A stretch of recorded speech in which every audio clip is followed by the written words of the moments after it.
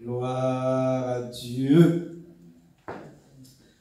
Ce matin, j'aimerais vous inviter à la prière, peuple de Dieu, pour ce dimanche 24 mai 2020. Dieu de gloire, tu es notre Père et notre Seigneur. Tu es le Dieu de toutes les impossibilités. Tu es celui-là qui crée un chemin. Tu ferais un chemin dans le désert afin d'accomplir ta promesse dans la vie de ton fils, dans la vie de ta fille, dans la vie de ton peuple. Et en ce matin, Père, à ce culte d'adoration et de louange, Saint-Esprit, viens et prends la première place maintenant et envoie le secours à ton peuple, à ton église maintenant. Béni sois-tu, Père, car du haut des cieux, tu règnes et tu es le Dieu d'amour et tu as été le premier à nous aimer. Sois élevé et sois exalté dans le précieux et glorieux nom de ton Fils Jésus. Nous t'avons prié et que quelqu'un dise Amen. Amen. Amen. Gloire à Dieu. Donc, en ce matin, c'est un privilège. Voilà, c'est une grâce pour moi de vous parler encore de nouveau de la part de Dieu, de ce que Dieu est en train de faire dans nos vies, dans la vie de son peuple et son miracle à travers ce pays et les autres pays du monde. Et voici le message de ce matin pour toi, mon frère et ma soeur. Un puits dans le désert. Est-ce que quelqu'un peut dire avec moi en ce matin, un puits dans le désert. Merci Seigneur. Qu'il soit géographique ou intérieur, le désert est un lieu où Dieu se révèle. C'est même généralement là qu'il nous attend et nous propose de le rencontrer. Il est écrit dans Osée chapitre 2, verset 16, dans d'autres versions de la Bible, verset 14, je la conduirai au désert et je parlerai à son cœur. Les textes bibliques sont pleins d'évocations de lieux de désert traversés, habités, lieux de crainte, de tentation, mais aussi de prière et de ressourcement. Abraham, Moïse, tous les grands prophètes de l'Ancien Testament ont été des hommes du désert. C'est dans le silence et la solitude que Dieu leur a parlé. C'est au pays de la soif qu'il a révélé son nom.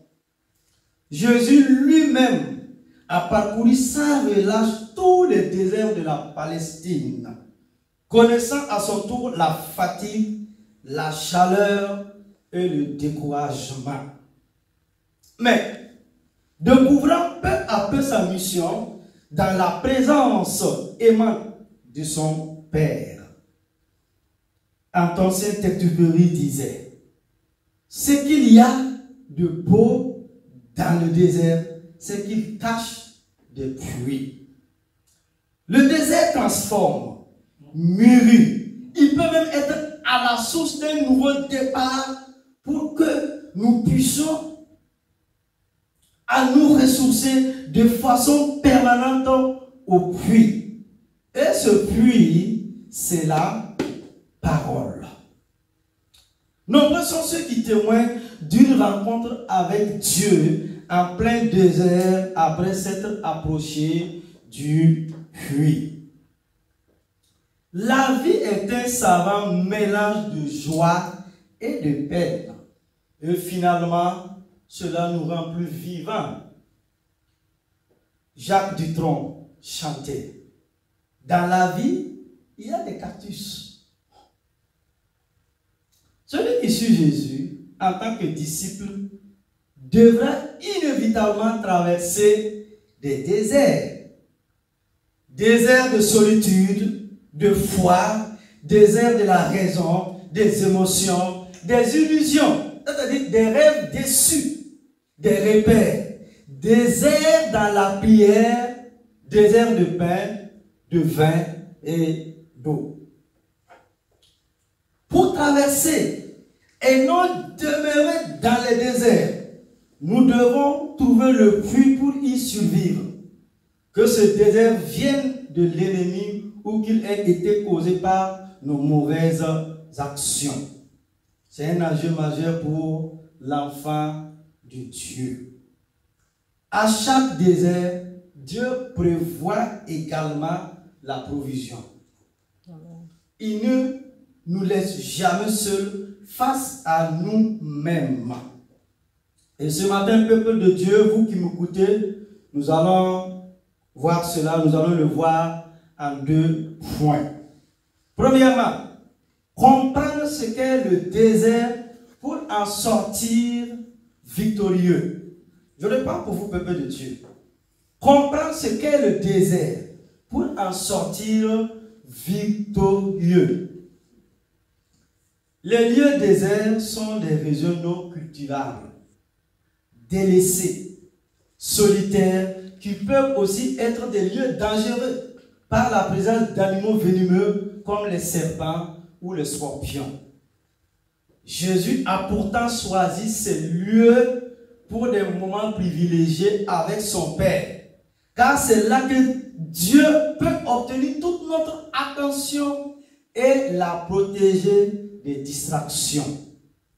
Concrètement, le lieu isolé qu'est le désert permet une plus grande intimité avec le Seigneur, des moments de retraite où nous nous retirons du bruit et nous concentrons sur sa voix, car Dieu ne parlera pas au milieu du bruit. C'est aussi là que nous arrivons à voir les choses avec une perspective divine, comme Dieu les voit. Le désert est aussi l'occasion de découvrir et d'analyser nos angles morts, c'est-à-dire ce qui ne marche pas bien dans nos vies, qu'on ne pourra pas remarquer au milieu de la foule. Dieu nous fait entrer dans le désert pour être formés, éprouvés, et surtout pour apprendre à l'écouter, afin d'être améliorés, équipés pour accomplir sa volonté, la mission qui nous a réservée. Le désert spirituel est le lieu de dépouillement par excellence. La vieille carcasse doit y être abandonnée. Dieu nous dépouille de nos vieux vêtements pour nous revêtir d'autres plus glorieux. Le désert est donc pour notre vie spirituelle une contrée d'apprentissage, d'éducation, un espace de révélation et de formation de l'homme nouveau. C'est l'université de Dieu pour ses enfants bien-aimés, car Christ s'apprend. Le chrétien va traverser bien des déserts tout au long de sa vie terrestre. Je dis bien traverser et non s'y installer. Pour traverser ces déserts, il y a des principes à comprendre et à appliquer. C'est là que l'on reconnaît l'identité et la qualité de la foi de l'enfant de Dieu. Bien-aimés frères et sœurs, je vous pose cette question. Comment tirer bénéfice de ce temps de désert? Premièrement, se tourner vers Dieu et se concentrer exclusivement sur lui. C'est dans ce lieu inconfortable que nous attendrons mieux la voix de Dieu. C'est là qu'il nous donne les clés de notre appel, les clés de notre ministère, les clés de notre victoire et de notre bénédiction. Osée au chapitre 2, verset 15. Là, je lui donnerai ses vignes et la vallée d'Accord, comme une portée d'espérance. Et là, elle chantera comme au temps de sa jeunesse, et comme au jour où elle remonta du pays d'Égypte. Dieu parle à notre cœur et nous ouvre le sien, lieu de formation et de confiance en Dieu. Dans le désert, Dieu nous apprend à vivre par la foi afin de développer la patience. Jacques au chapitre 1, parce que c'est ce que le pasteur Jacques nous dit, versets 2 et 3. Mes frères, et moi j'ajoute, et je dis, mes sœurs, regardez comme un sujet de joie complète les diverses épreuves auxquelles vous pouvez être exposés, sachant que l'épreuve de votre foi produit la patience. Quand les Israélites ont quitté l'Égypte, Dieu ne les avait pas conduits sur le chemin des Philistins, le plus court. Alors même que c'était pourtant le chemin le plus direct. Il leur a fait prendre le chemin le plus long, comme pour les préparer à la bénédiction. Dieu te prépare à la bénédiction de Canaan. C'est le cas avec les Israélites. Ils recevaient chaque matin la manne, le nécessaire pour ne pas mourir de faim. Et voici ce que la Bible nous dit dans Exode au chapitre 16, verset 14. Quand cette rosée fut dissipée, il y avait à la surface du désert quelque chose de menu comme des grains, quelque chose de menu comme la gelée blanche sur la terre. Verset 31. La maison d'Israël donna à cette nourriture le nom de manne. Elle ressemblait plutôt à de la graine de coriandre. Elles étaient blanches et avaient le goût d'un gâteau au miel. Toujours dans Exode chapitre 16, les versets 35. Les enfants d'Israël mangèrent la manne pendant 40 années, jusqu'à leur arrivée dans un pays habité. Ils mangèrent la manne jusqu'à leur arrivée aux frontières du pays du Canaan.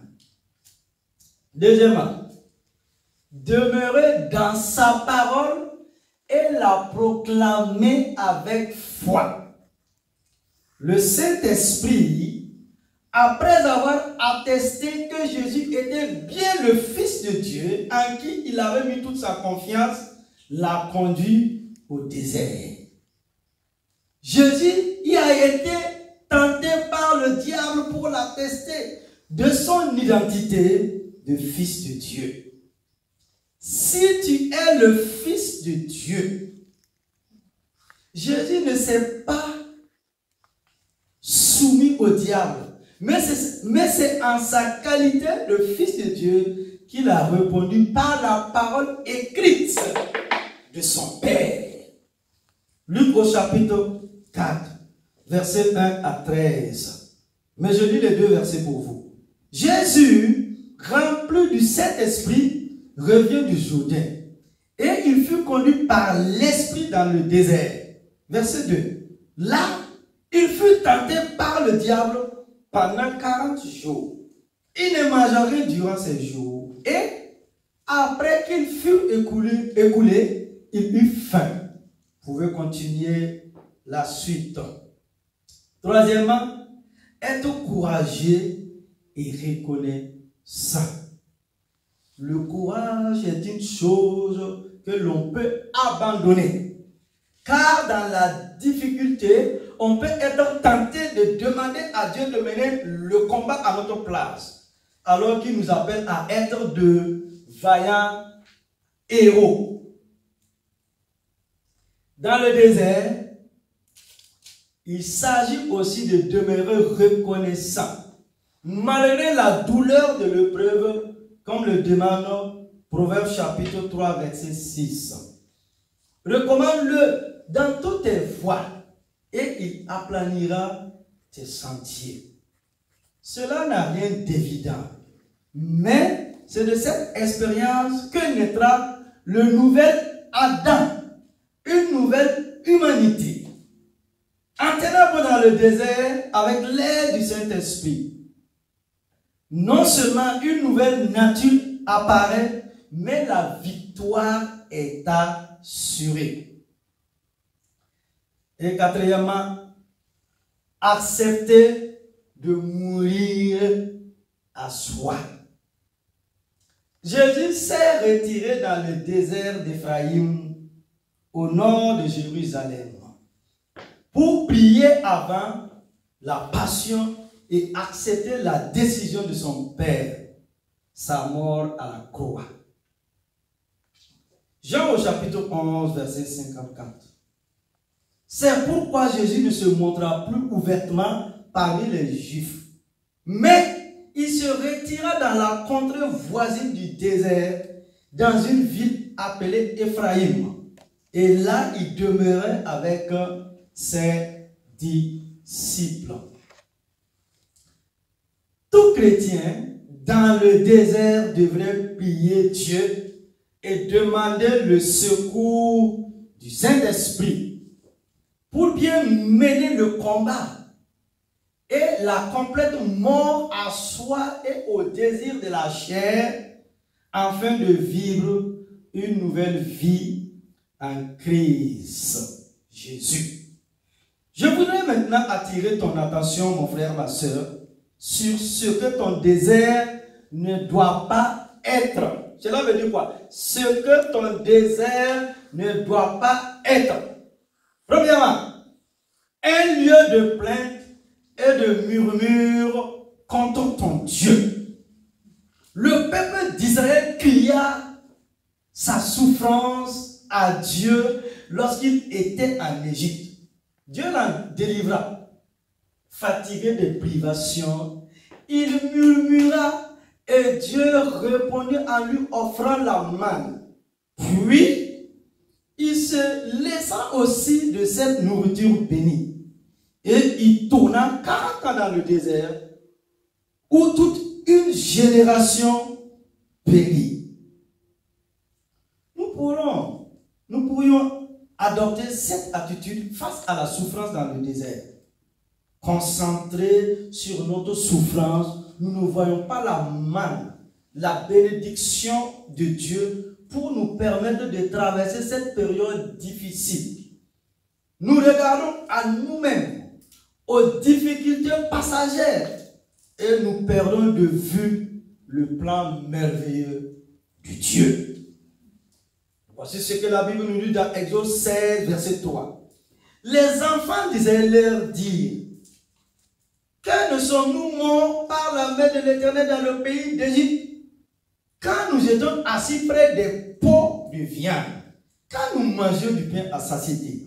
Car vous nous avez menés dans ce désert pour faire mourir de faim toute cette multitude. Waouh! Deuxièmement, c'est que ton désert ne doit pas être un lieu où sont proclamées des paroles autodestruction. Je reprends. Ce que ton désert ne doit pas être. Deuxièmement, un lieu où sont proclamées des paroles autodestruction.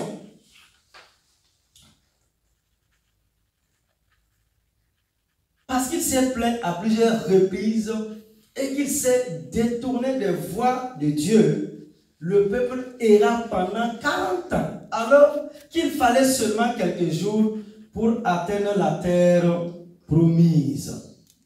Tant de temps perdu. Est-ce que nous voulons proclamer à notre tour que nous allons mourir dans le désert?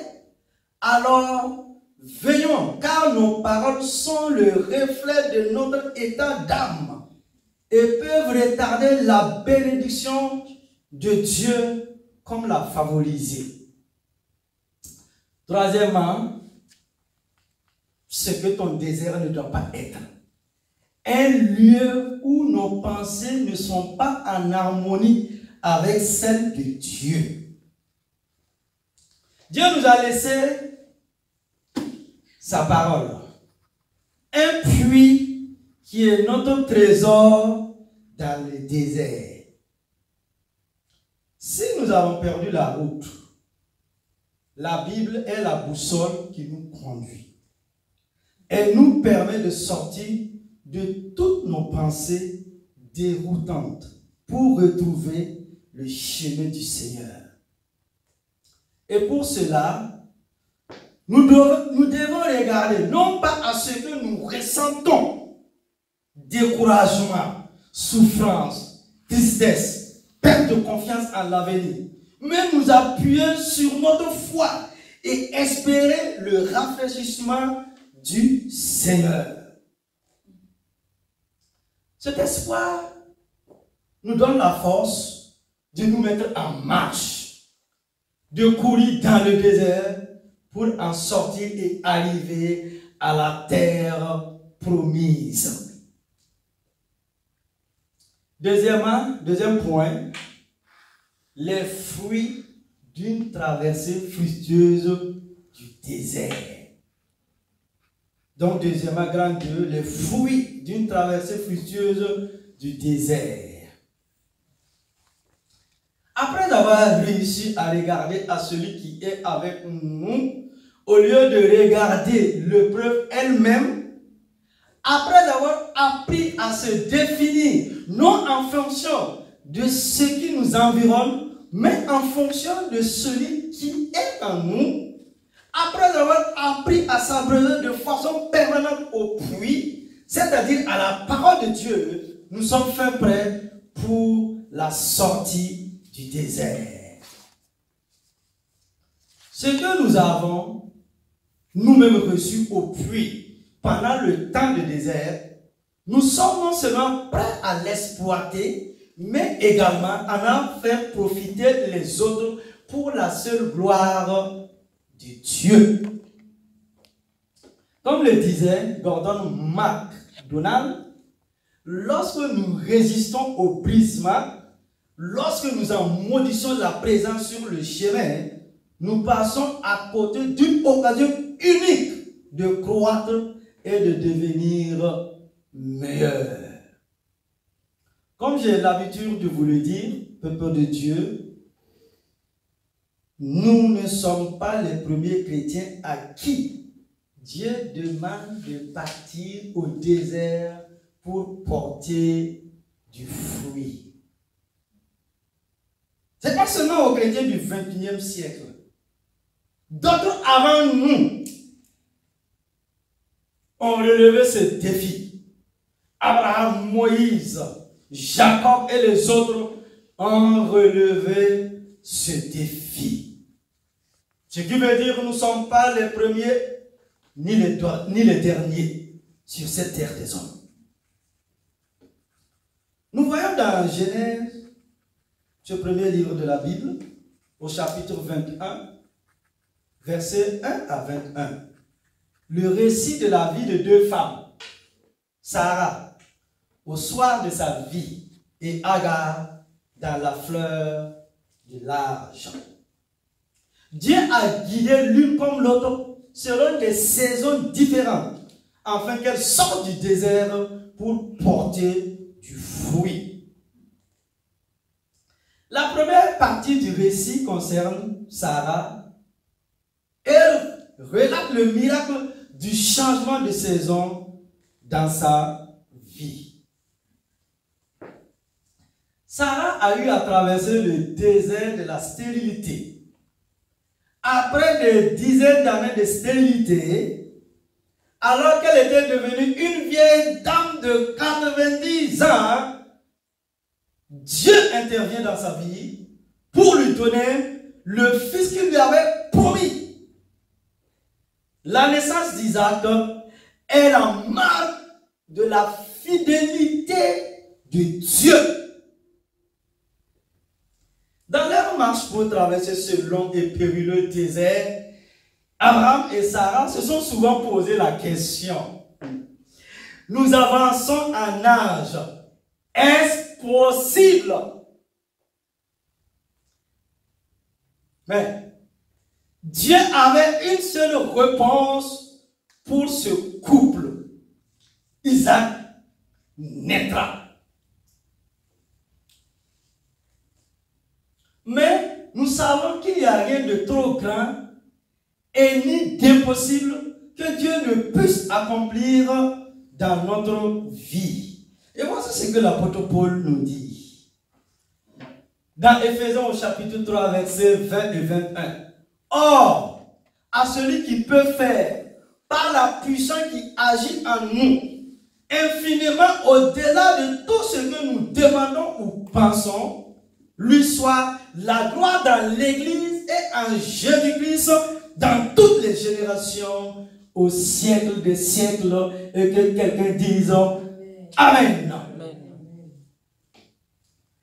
Tous les héros de la foi sont passés par l'école du désert. Hello, peuple de Dieu, toi qui m'écoutes, écoute-moi bien encore et encore. Tous les héros de la foi sont passés par l'école du désert. C'est à la fin de cette même école qu'Élisabeth, cousine de Marie, mère de Jésus, a déclaré à juste titre: au temps marqué, Dieu a enlevé ma honte parmi les hommes. Luc au chapitre 1, verset 25. La promesse que vous avez reçue de Dieu, mon frère, ma soeur, est toujours valable. Elle ne vieillit pas, la promesse. Elle ne se périme pas. Elle s'accomplira malgré le temps d'attente qui vous a semblé long. Et deuxièmement, la deuxième partie du récit concerne Agar, bien sûr au Genèse au chapitre 21. Agar, servante d'Abraham et de Sarah, qui se distinguait par sa loyauté, son obéissance, sa soumission, son attachement et sa serviabilité. Abraham et Sarah l'avaient ramené pendant leur séjour en Égypte. Et nous voyons cela dans Genèse au chapitre 12, verset 10, chapitre 16, verset 1. Ses qualités, je parle d'Agar, ses qualités ont sans doute influencé Sarah, apporté sur elle un regard favorable pour proposer à Abraham, selon la coutume de son époque, d'aller vers elle pour donner au couple une progéniture. Bien qu'Ismaël soit né, l'Éternel n'a pas changé son plan. Sarah a mis au monde Isaac. Agar a pu sembler dans un premier temps bénie en devenant la mère de l'unique fils d'Abraham. Mais même si dans un premier temps, Isaac et Ismaël ont grandi ensemble, Agar est rapidement devenue une pariade dans la maison d'Abraham. Les difficultés d'Agar ont débuté lorsque l'idée du partage de l'héritage vient torturer Sarah. Et nous voyons cela dans Genèse au chapitre 21, versets 9 et 10. Sarah vit rire le fils qu'Agar, l'Égyptienne, avait enfanté à Abraham. Et elle dit à Abraham: cherche cette servante et son fils, car le fils de cette servante n'héritera pas avec mon fils, avec Isaac. Le cœur brisé, Abraham donna à Agar une cruche d'eau et un morceau de pain comme provision. Et il la chercha. Genèse 21, 14. Agar et son fils prirent le chemin de l'inconnu, que la Bible désigne par le mot désert. L'avenir était sombre et incertain. Quel cauchemar pour cette femme forcée d'adopter un nouveau statut que la société appelle aujourd'hui femme monoparentale. Quelle humiliation d'avoir été manipulée pour faire un enfant, puis rejeté, abandonné, se retrouvant seul pour subvenir aux besoins de son fils, de son éducation et de son avenir. Abraham, l'homme qui normalement était censé les garder, assurer leur sécurité et leur bien-être, les avait trahis. La provision d'Agar était épuisée. Elle manquait d'eau. Elle manquait de nécessaire pour subvenir aux besoins de son fils. Aujourd'hui encore, combien de jeunes mères, compagnons d'Agar, meurent encore à petit feu dans nos églises, nos quartiers et nos villes poussées dans le désert par nos jugements. Pour Agar, il n'y avait plus d'eau dans l'outre. Dans son désespoir, elle va laisser l'enfant sous une buisson. Et voici ce que la Bible nous dit dans les versets 15 et 16 de Genèse au chapitre 21. Quand l'eau de l'outre fut épuisée, elle laissait l'enfant sous un arbrisseau et elle alla s'asseoir vis-à-vis, à portée d'arc, car elle disait que je ne vois pas mourir mon enfant. Elle s'assit donc vis-à-vis de lui, éleva la voix et pleura. Dans ce désert, Dieu ne l'a pas oublié. L'Éternel lui a témoigné sa grâce et va la restaurer jusqu'à lui donner un avenir. Elle était désorientée, manquait de tout, épuisée, désespérée et ne pensait qu'à la mort. Mais Dieu ne l'a pas abandonnée, car il a un cœur sensible au cri des malheureux qui montent vers lui. Psaume 34, 7. Ismaël, plutôt, demeurait avant tout le premier fils de l'homme selon son cœur, Abraham. Voici ce que nous dit les versets 17 à 21 de Genèse au chapitre 21. Dieu entendit la voix de l'enfant et l'ange de Dieu appela du ciel Agar et lui dit: qu'as-tu, Agar? Ne crains point, car Dieu a entendu la voix de l'enfant dans le lieu où il est. Lève-toi, prends l'enfant, saisis-le de ta main, car je ferai de lui une grande nation. Et Dieu lui ouvrit les yeux, et elle vit un puits d'eau. Elle allait remplir d'eau l'outre et donna à boire à l'enfant. Dieu fut avec l'enfant qui grandit, habita dans le désert et devient tireur d'arc. Il habita dans le désert de Paran et sa mère lui prit une femme du pays d'Égypte. Amen. Le verset 19 dit: et elle vit un puits d'eau où? Dans le désert. Là où j'ai tiré le titre de mon message. Un puits dans le désert. Cette jeune femme et son fils sont abandonnés par l'homme sur la terre. Mais l'Éternel manifeste sa grâce, sa bonté et sa miséricorde. Il va lui-même conduire Agar au puits, afin qu'elle puisse remplir son outre qui étanchera la soif de son fils. Il va les accueillir et opérera en leur faveur une série de miracles qui changèrent leur destinée. Dieu entendit la voix de l'enfant alors que les hommes sur la terre ont endurci leur cœur et n'attendaient pas ses cris. Verset 17. Dieu envoya son ange avec un message de réconfort et promit un avenir à un enfant rejeté et abandonné par son père. Verset 18. Dieu pourvut à leurs besoins immédiats en leur offrant de l'eau et probablement du pain. Le verset 19. Dieu prit soin d'Agar et d'Ismaël. Verset 20 du même chapitre.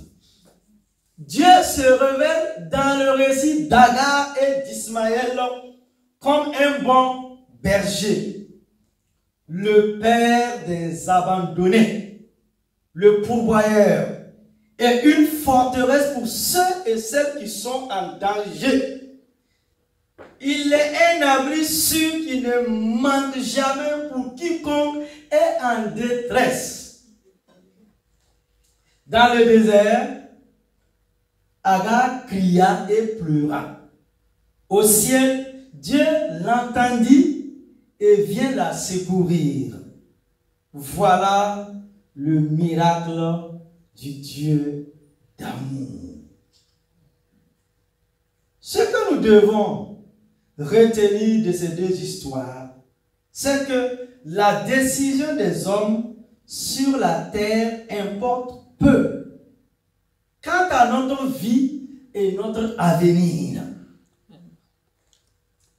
Ce qui influence et détermine notre destinée, c'est ce que Dieu dit et fait pour nous. Dans chaque génération, il y a des individus qui vivent des expériences blessantes de rejet, d'abandon, d'oubli et de déception. Nous pouvons même les appeler les compagnons d'Agar. Mais, même pour les compagnons d'Agar, il y a un rendez-vous divin. Hello, il y a un rendez-vous divin pour les compagnons d'Agar. Pour conclure, bien-aimés frères et sœurs, peuple de Dieu, vous qui m'écoutez à travers les réseaux sociaux, sur le chemin de notre destinée, il peut y avoir des épreuves inattendues qui nous mènent dans un désert. Dans le désert, Dieu nous apprend à croître spirituellement, à porter du bon fruit, à vaincre les attaques des méchants et à résister à la tentation. Dieu veut simplement que nous apprenions à dépendre totalement de lui en cette période. Il veut nous apprendre à prier, à s'approcher de lui, à lui faire confiance. Soyons donc sans crainte, fixons seulement et toujours nos yeux sur Dieu, lui le puits qui nous aidera à sortir victorieux de nos déserts. Et que quelqu'un dise avec moi en ce matin, Amen, Amen, Amen. Et que Dieu bénisse sa parole au nom de Christ Jésus de Nazareth, mort et ressuscité d'entre les morts. Amen.